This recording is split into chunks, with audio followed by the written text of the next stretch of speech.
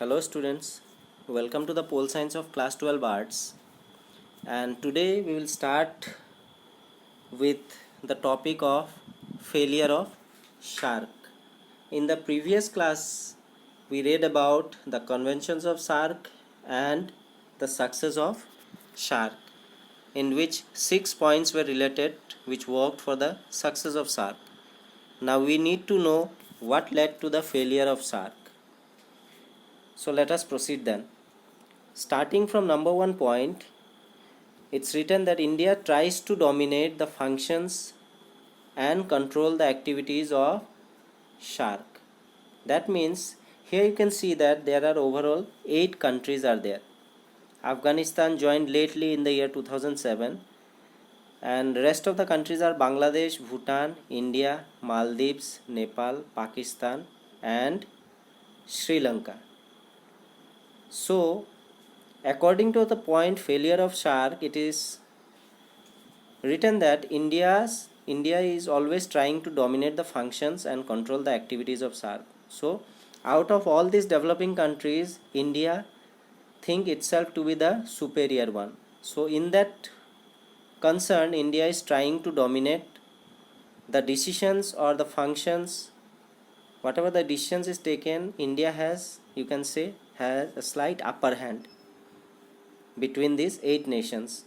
So in that way also India tries to dominate all the decisions that are being taken and try to control the activities of shark.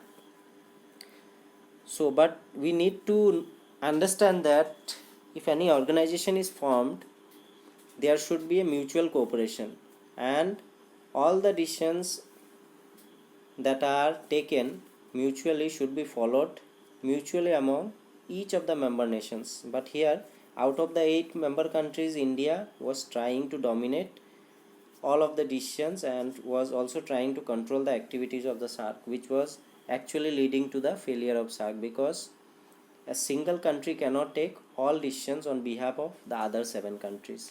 Number 2, large variety of different political system, and maximum number of countries, that are 8 in number, related to SARC are following the democratic form of government. And in that democratic form of government, we can see that every country has various political parties of their own. So in order to understand about the failure of shark, we need to understand that this different political system or this different political party that are prevalent in every country is actually causing a negative impact on the working of shark, because some has democratic form of system, some have presidential form of system. So in that way, if different political systems are there between different countries, so it will work against the success of shark. So according to number 2 point, it is very much prevalent that large variety of different political systems and its presence is actually leading to the failure of shark. After that, large variety of regional and cultural differences, and apart from having different political systems and different form of government in that particular countries, there is also the presence of variety of regional and cultural differences, because we can see here that the culture and language of Bangladesh is different from Bhutan, and that of Bhutan is different from India, and that of India's culture is different from Maldives, which is again not similar to that of Nepal, Pakistan and Sri Lanka. So in that case, we can say that large variety of regional and cultural differences is there. After that, they lack financial resources and advanced technologies. This is one of the most important points related to the failure of shark, because maybe shark is the world's largest inter-organization having population of over 2 billion, but it lacks financial resources also, because of the fact that it is all the member countries are from the third world or from the developing countries. It lacks financial resources also, and as well as advanced technologies also. They lack in terms of technology as well as in terms of money also. This has also led to the failure of SHARK. Then last but not the least, involvement of external factors are also there. Involvement of external factors can be related to this. That means the other 8 countries are there. These countries are the outsiders, which are actually the observers. So out of these 9 countries that are observers, they might put pressure to the SHARK to work in their own opinion. So in this way, what will happen? They will listen to them, and in this way what will happen? There will be the involvement of these external factors or countries who will try to run the SHARK according to their own wishes. So all these points have led to the failure of SHARK, starting from India dominating and controlling the activities of SHARK. Then second point was large variety of different political system are prevalent amongst these 8 member countries. Then large variety of regional and cultural differences is also there. Apart from that, they lack financial resources and advanced technology, which are very much important in order to succeed and develop or compete with the other organization. And last but not the least, involvement of external factors or countries in order to run the SHARK. All this has led to the failure of SHARK. Now, moving on to understand one important point,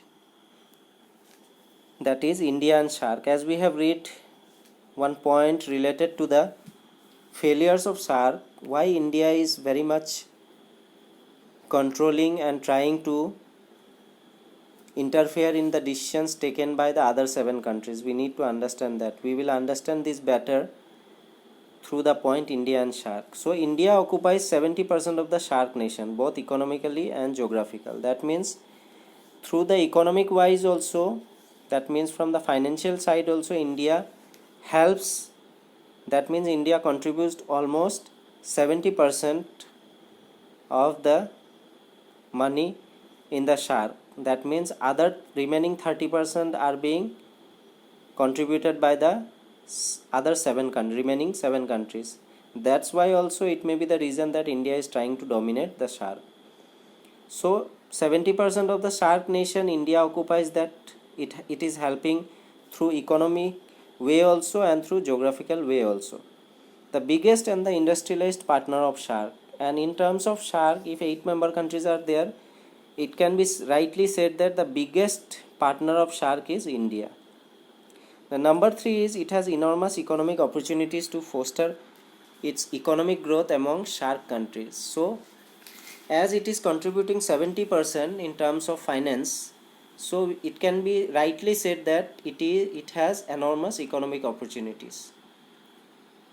Means among the 8 member countries, if it is single-handedly contributing 70%, it means that India has enough opportunities to foster its economic growth among the SHARK countries.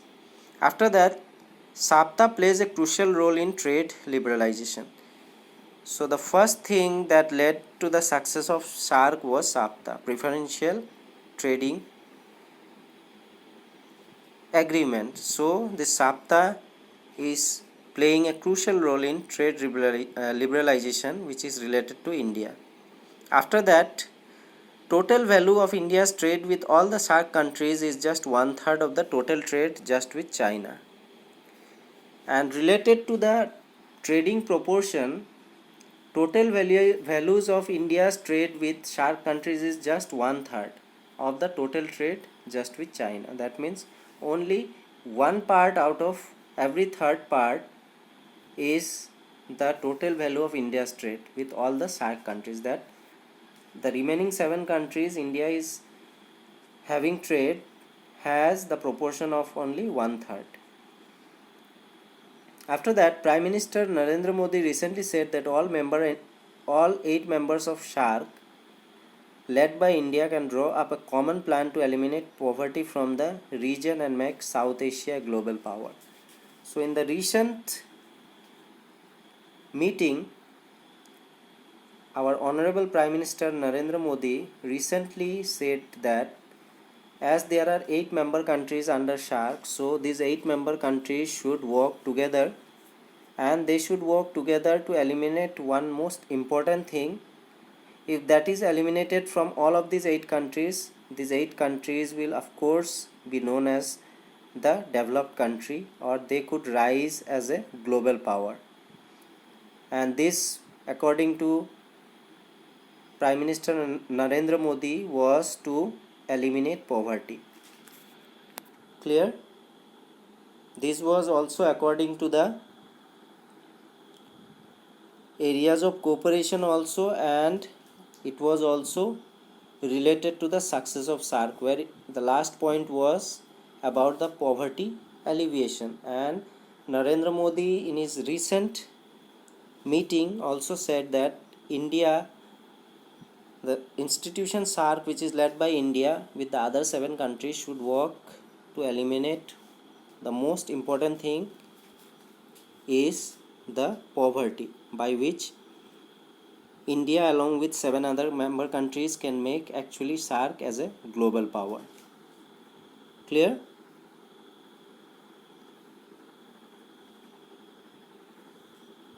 So with this, I will wind up today's topic. And in today's topic, we have read about the failure of SHARC, where started from number 1 point, where India tries to dominate, functions and control the activities of SARC, which is actually leading to the failure of SARC, because all member countries should have equal domination over any organization. So in this way, India is actually leading SARC to the failure way. After that, the second reason for failure of SHARC was that it involves a large variety of different political systems. That means 8 of the member countries have different political system in their own country, which is actually leading to the failure. Third reason for the failure of SHARC is said to be the variety of regional and cultural differences between these 8 member countries. After that, number 4 was the most important point, which says that lack of financial resources and advanced technology is leading to the failure of SHARC.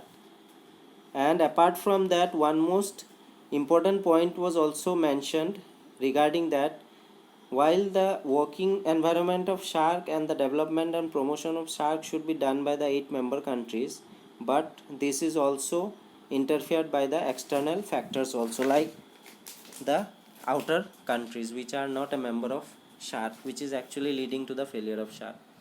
And after that, we read about India and SHARC, where we came to know that India has a huge contribution starting from finance and geographical location, where it contributes almost 70%.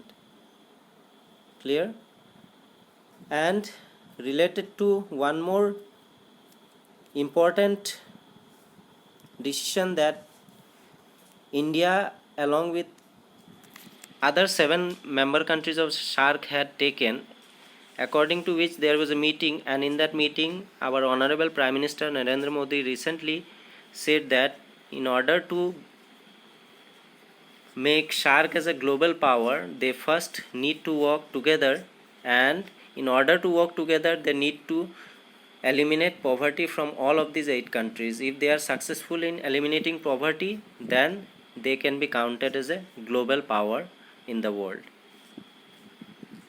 Clear?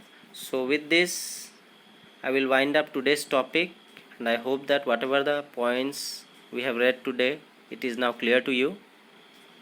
Thank you.